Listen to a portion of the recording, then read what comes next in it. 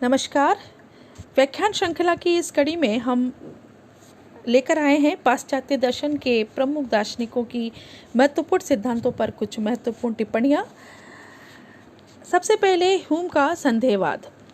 Hume जो है वो विशुद्ध अनुभववादी हैं। उनके अनुसार ज्ञान के मार्ग संवेदन और ससंवेदन है। ज्ञान का जो मार्ग है वो संवेदन और स्वसंवेदन से होता है। हमारा ज्ञान संस्कार तथा प्रत्यय तक ही सीमित है। अनुभव से अलग, अनुभव के परे विषय जैसे आत्मा परमात्मा का ज्ञान हमें नहीं हो सकता। हमें अनुभव केवल विशेषों का होता है, सबका नहीं होता। अतः हमारा ज्ञान सार्वभौम एवं अनिवार्य नहीं हो सकता, यह संभाव्य होता है। कारणता संबंध अनिवार्य न होकर संभाव्य है।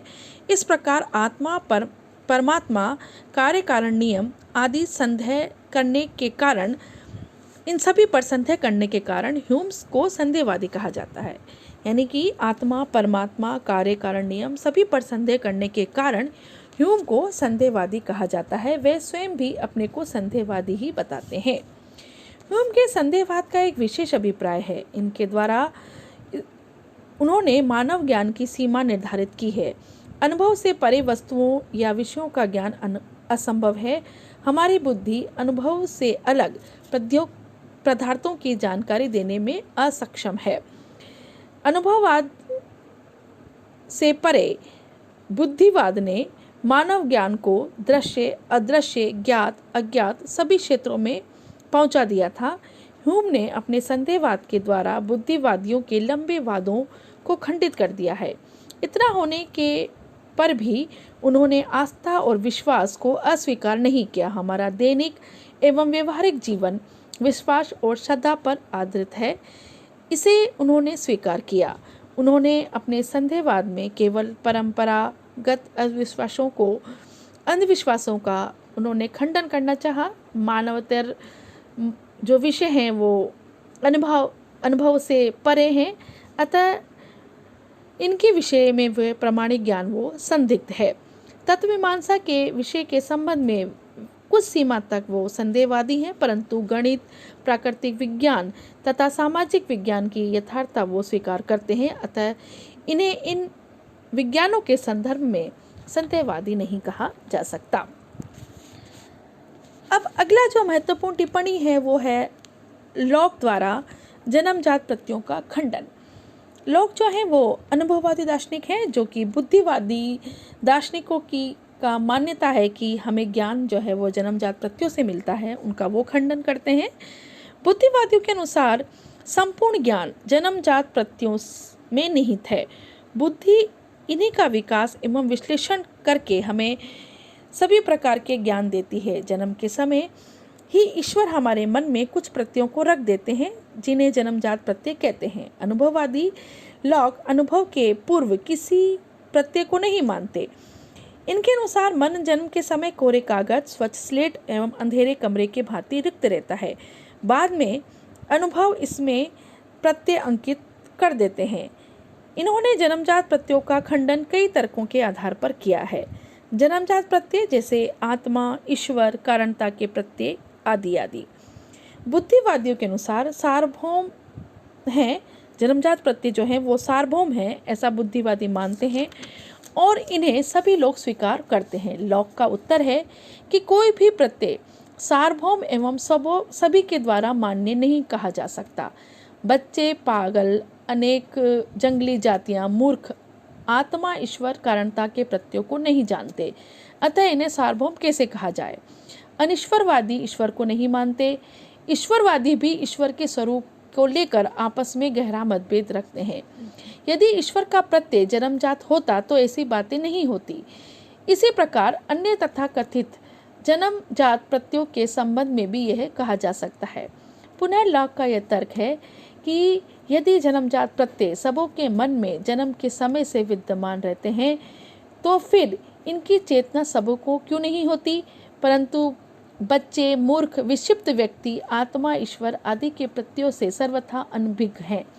अतः यह कहना गलत है कि ये प्रत्यय जन्म से ही सभी मनुष्यों के मन में मौजूद है। लॉक का यह तर्क आधुनिक मनोविज्ञान द्वारा अमान्य है।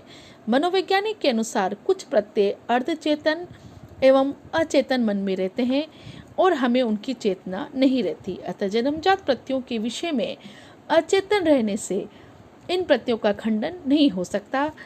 लॉक जन्मजात प्रत्ययों के खंडन में पूर्ण रूप से सफल नहीं कहे जा सकते। अब जो है अगला जो टिप्पणी है वो है कांट का बुद्धि विकल्प का सिद्धांत। कांट ने कुछ मानसिक कोटियां, बुद्धि विकल्प, कुछ कैटेगरीज ऑफ अंडरस्टैंडिंग दी थी जिनसे उन्होंने अपनी समीक्षावाद को समझाया। कांट के अनुसार संवेदन शक्ति संवेदनों को असंबद्ध और अव्यवस्थित रूप से ग्रहण करती है, उससे ज्ञान प्राप्त नहीं हो सकता। इन्हें परस्पर संबंध और व्यवस्थित करके निर्णय बनाने की आवश्यकता होती है और ये कार्य बुद्धि अपने 12 प्रकार के अनुभव निरपेक्ष कोटियां या विकल्पों द्वारा करती है और ये विकल्प प्रागनुभविक हैं। इसलिए इन्हें सांचों में ढलकर संवेदन जब निर्णय बनते हैं तो ज्ञान में सार्वभौमिकता एवं अनिवार्यता के गुण आ जाते हैं। ये बुद्धि विकल्प अनुभव से परे हैं और ये संख्या में 12 हैं, 12 हैं। पूर्णता, अनेकता, एकता, सत्ता, अभाव, सीमा, द्रव्य गुण संबंध, कार्य कारण संबंध, अन्योन्याश्रित संबंध, संभावना, असंभावना, ज्ञान अभाव और अनिवार्यता, संदिग्धता आदि ये कुल मिला के 12 बुद्धि विकल्प हैं। कांट के अनुसार संपूर्ण जगत बुद्धि के विकल्पों पर आधारित है। विकल्प ही ज्ञान के निर्धारक हैं। इसलिए कांट का कहना है कि बुद्धि प्रकृति का निर्माण करती है। Understanding makes nature. ज्ञान के क्षेत्र में यही कॉपर्निकीय क्रांति है। बुद्धि विकल्प अनुभव द्वारा प्राप्त नहीं हो सकते, ये तो स्वयं अनुभव के आधार है, इसके बिना इंद्रियानुभव संभव नहीं है। ये कांट ने बुद्धि विकल्प की कोटियां हमें दी हैं। अब अगली जो हमारे सामने टिप्पणी है ये है लॉक द्वारा जो सरल और जटिल प्रत्ययों में जो अंतर है, सरल और मिश्र प्रत्ययों में जो अंतर है। लॉक जो है वो अनुभववादी दार्शनिक हैं। वो कहते हैं कि प्रत्यय ही ज्ञान का निर्णायक तत्व है। प्रत्यय 2 प्रकार के हैं, एक है सरल सिंपल आइडियाज और दूसरे हैं मिश्र या जटिल आइडिया, कॉम्प्लेक्स आइडिया। सरल प्रत्यय आंतरिक या बाहरी प्रत्यक्ष से प्राप्त होते हैं। हमें जो सरल प्रत्यय हैं वो बाहरी और आंतरिक प्रत्यक्ष से प्राप्त होते हैं। इसमें किसी प्रकार का मिश्रण नहीं पाया जाता। इसके विपरीत जो जटिल प्रत्यय हैं वो सरल प्रत्ययों के योग से बनते हैं।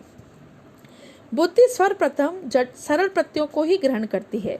जब इनका विश्लेषण करके समानता और असमानता के आधार पर इन्हें भिन्न भिन्न स्वरूपों में प्रस्तुत करती है। इस प्रकार जटिल प्रत्यय सरल प्रत्ययों के योग से बनते हैं। दोनों में अंतर जो है इस प्रकार है। सरल प्रत्ययों को ग्रहण करने में बुद्धि निष्क्रिय रहती है, परंतु मिश्र या जटिल प्रत्ययों के निर्माण में बुद्धि सक्रिय रहती है।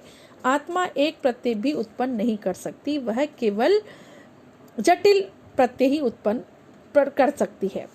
सरल प्रत्यय संवेदन से और स्वसंवेदन से या दोनों से आते हैं। इसके विपरीत मिश्र या जटिल प्रत्यय सरल प्रत्ययों के योग से या उनके मिश्रण से बनाए जाते हैं। सरल प्रत्यय ही मौलिक होते हैं। सरल प्रत्यय 4 प्रकार के हैं, जैसे एक इंद्रिय के संवेदन द्वार से आत्मा में प्रवेश करने वाले, जैसे गंध, रूप, रस, स्पर्श और शब्द। एक से अधिक इंद्रियों के संवेदन से आत्मा में प्रवेश करने वाले, जैसे विस्तार, आकार, गति। और अंतःकरण द्वारा आत्मा में प्रवेश करने वाले, जैसे स्मृति, संदेह, विश्वास, संकल्प आदि। और बाहरी इंद्रियों के संवेदन और अंतःकरण के स्वसंवेदन से आत्मा में प्रवेश करने वाले, जैसे सुख, दुख, सत्ता आदि।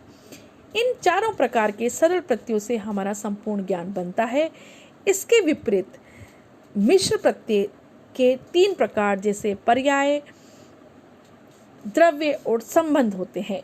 इस प्रकार लॉक ने सरल और जटिल प्रत्ययों में जो अंतर बताया है वो ये बताया है कि सरल प्रत्यय हम जो हैं वो बाहरी और आंतरिक प्रत्यक्ष से बनते हैं और जटिल प्रत्यय वो हैं वो सरल प्रत्ययों के मिश्रण से बनते हैं। इस प्रकार हमने इस व्याख्यान में कुछ महत्वपूर्ण अनुभववादी और बुद्धिवादी दार्शनिकों के महत्वपूर्ण सिद्धांतों पर की कुछ महत्वपूर्ण टिप्पणियों पर अध्ययन किया। आज के इस व्याख्यान में इतना ही। शुक्रिया।